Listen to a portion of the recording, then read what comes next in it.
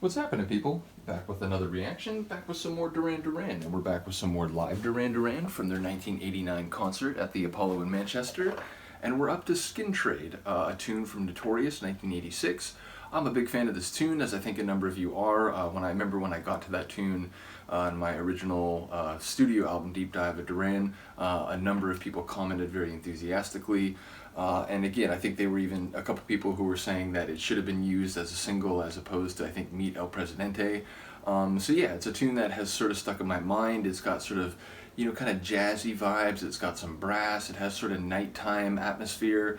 Just a really cool tune. So I'm excited to hear how it'll sound as I've come to experience over the last, 5 or 6 tunes I've gone through on the album so far. I feel like they were in a really good sonic place in this album or in this performance, and Simon's vocals in particular have really stood out on a couple of the tracks. So let's hear it. This is Skin Trade live from the 1989 concert at the Apollo in Manchester by Duran Duran.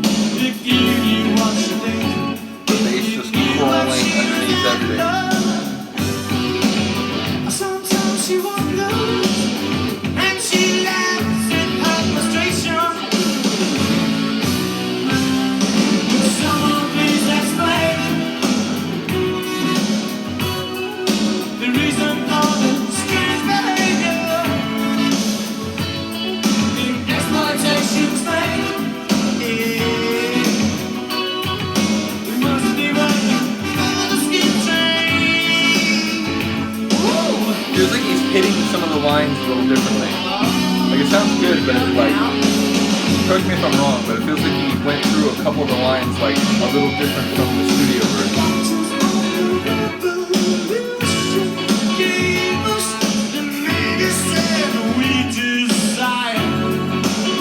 Went deep there.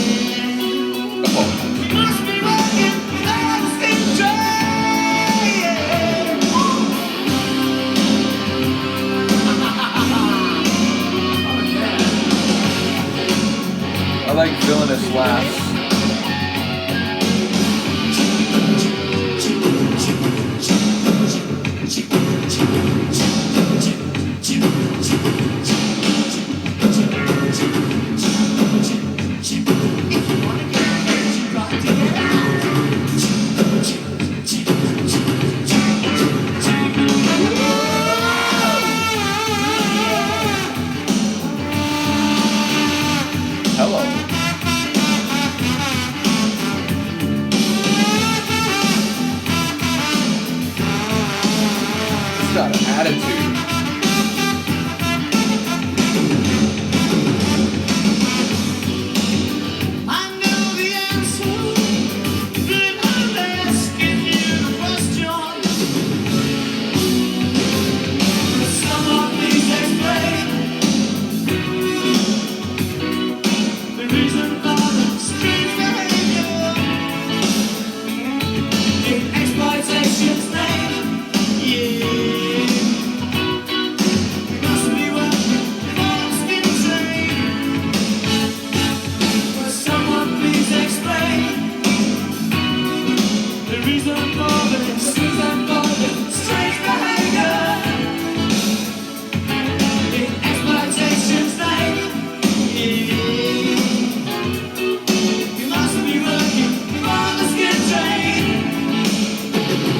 Sound like that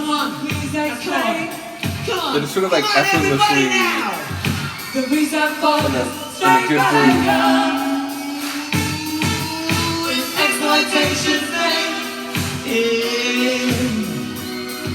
We must be working on a skip train.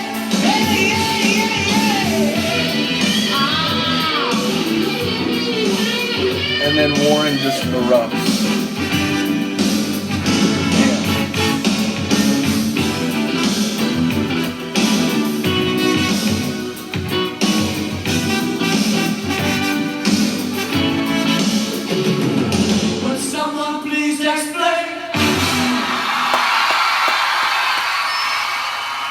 Super cool. In a way, most of it felt very true to the album version. As Simon said, we've been most of the way around the world and we've come back to Manchester Apollo. It strikes me we've been coming here for about 10 years now. So I guess you're about as much a part of us as anybody. And I'd like to think that we'll be coming back here when we're as old as Miles Davis or whatever. Depends on That's when. what I think anyway. Have you any thoughts on that, Jim? No, I absolutely agree, Jim.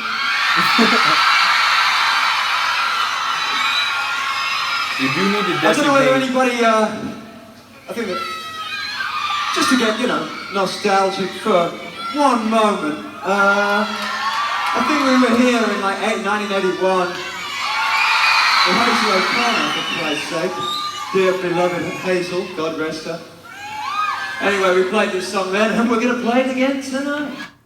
Well, I guess we'll find out what that is next time. That's hilarious though. I now realize there's been a couple of them where they, at the end of the track, do a lot of the spoken stuff, which is interesting because like they clearly were talking about the tune they're about to start. And I've heard a lot of live CDs cut sort of the other way, where like the end of the tune is the end of the track, and then it'll start. If there is a talking part, it'll be the beginning of the next track. So yeah, ultimately, I didn't quite realize I was going to be stepping on some of the banter between them and the crowd. But that is interesting, because you think about it, that was 30 years ago. So it feels like, and in fact more than 30 years ago, like 34 years ago now. So it is a funny thing to sort of take stock of where they had been and were sort of thinking about in retrospect at that point, and then now so many years later I have no doubt they've played the Apollo surely multiple times since then. So yeah, it's just I imagine when you play different venues around the world, and especially if your career is long and you play some of the same venues again and again over the course of different albums, it does feel like a sort of milestone or a marker, because you can't help but recall past events and experiences when you're in places that and sort of scenes that are familiar. It's just the way our brains work. So yeah, it makes sense to me that they would be reflecting then, and then man, it's been so long since then. So yeah, just really cool, the longevity of the group, and to be fair, a few other groups that I've been reacting to. So yeah, shout out to Duran and other groups that have been around since the early 80s. Yeah, let me know what you think of this performance. I really enjoyed it. I was going to say it felt very true in some respects to the studio version, but I felt like the brass bits, especially the sax, did a little bit extra, and perhaps, the guitar flourishes, which I think Izzy was talking about, that, Warren brought his own sort of flourishes, his own sort of style to some of the guitar parts, which, you know, maybe people who were like really into Andy's playing may have seen as a little inappropriate, or like him sort of taking the track in a different direction. But Izzy was saying, and I fully agree, that, you know, ultimately any musician, especially one who, you know, values their own creativity and their own ability, you know, they're going to do their thing with it. They're going to put their spin on it. So it makes perfect sense to me. So in any case, really cool performance. Let me know if you agree. I will see you next time. Peace.